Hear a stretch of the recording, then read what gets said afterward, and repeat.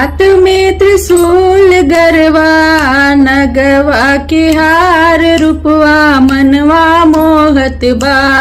बाड़े बैल पर सवार रूपवा मनवा मोहत बा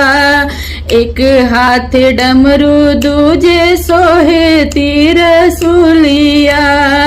भक्तन की गूंजत बाड़े भारी जय जय करिया एक हाथ डमरू दूजे सोवे तीर सुलिया भक्तन की गूंजत बाड़ी भारी जय जय करिया चंद की मुकुटवा शोभे चंद की मुकुटवा शोभे भोले के लीलार रूपवा मनवा मोहतवा बाड़े बैल पर सवार रूपवा मनवा मोहतवा भूत सोहे बेताल सोहे सोहे बिछुआ मृगवा के छाल शोभे भगवा की सूरतिया भूत सोहे बेताल सोहे हार सोहे बिछुआ मृगवा के छाल शोभे बाबा के सूरतिया जटवा से गंगा बहे जटवा से गंगा बहे सृष्टि के आधार रूपवा मनवा मोहतवा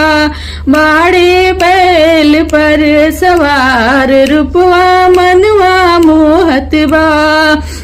पान चढ़े फूल चढ़ी चढ़ी बेल पतिया फल फूल ढेर चढ़ी बाबा की संगतिया पान चढ़े फूल चढ़ी चढ़ी बेल पतिया